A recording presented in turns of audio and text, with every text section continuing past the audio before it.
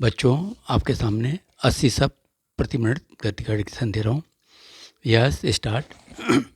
संघाई सहयोग संगठन SCO का शिखर सम्मेलन इस्लामाबाद में बुधवार को संपन्न हो गया। SCO की यह 23वीं बैठक थी। यह सम्मेलन भारत और पाकिस्तान दोनों के लिए महत्वपूर्ण संदेश लिए रहा। हालांकि दोनों देशों के बीच कोई औपचारिक बातचीत नहीं हुई, लेकिन विदेश मंत्री एस जयशंकर और मेजबान देश के मुखिया के इशारे भविष्य के लिए सकारात्मक नजर आए।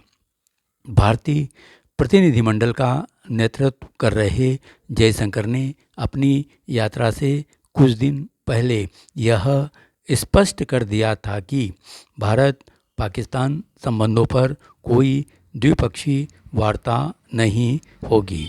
उन्होंने भाषण में अपनी बात रखी।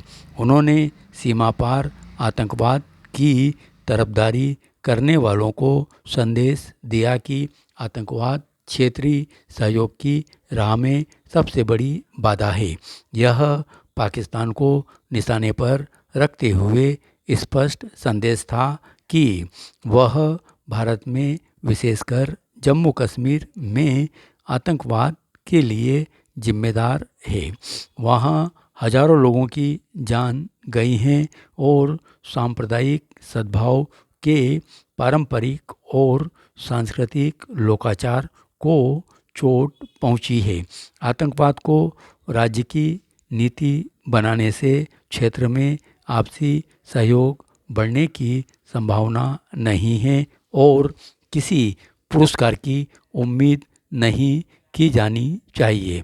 इस तरह विदेश मंत्री का यह संदेश बेहद स्पष्ट और दो टूक था, पर पाकिस्तान का नाम लेने से उन्होंने परहेज किया।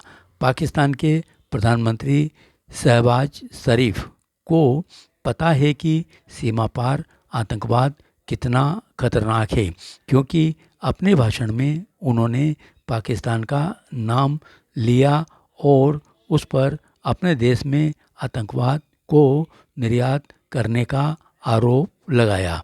उल्लेखनीय है कि अफगानिस्तान में पेट जमाए आतंकी समूह तालिबान पाकिस्तान या TTP ने पाकिस्तान की धरती पर नागरिकों और सुरक्षा बलों पर कई हमलों को अंजाम दिया है। बताते हैं कि अंतर्राष्ट्रीय संगठन SCO में 9 सदस्य देश रूस, चीन, Iran, Kazakhstan, Kyrgyzstan, Bharat, Pakistan, Tajikistan और उज्बेकिस्तान शामिल है। यह संगठन क्षेत्रीय सुरक्षा और स्थिरता के लिए प्रतिबद्ध है। यह लोकतांत्रिक, निष्पक्ष और तर्कसंगत नई अंतर्राष्ट्रीय राजनीतिक और आर्थिक व्यवस्था की स्थापना की दिशा में काम करता है। पिछले कुछ वर्षों में भारत अपनी राजनीतिक स्थिरता और मजबूत अर्थव्यवस्था के चलते अंतर्राष्ट्रीय समुदाय में एक नेता के रूप में उभरा है। भारत ब्रिक्स, G20 समेत विभिन्न अंतर्राष्ट्रीय संगठनों का अहम सदस्य है। भारत G7 में विशेष आमंत्रित सदस्य भी है। अंतर्राष्ट्रीय मंचों पर भारत के एक एक शब्द को ध्यान से सुना जाता है और अंतर्राष्ट्रीय संबंधों की दिशा में उसके अर्थ निकाले जाते हैं। ऐसे में जब दुनिया यूक्रेन और रूस, इजराइल और फिलिस्तीन में हिंसक संघर्षों का नज़ारा देख रही है, भारत की शांति दूत की भूमिका को वैश्विक स्तर पर मान्यता मिली है। ऐसे माहौल में SCO शिखर सम्मेलन में भारत के विदेश मंत्री के भाषण को स्पष्ट स्वीकार्यता के साथ सुना गया।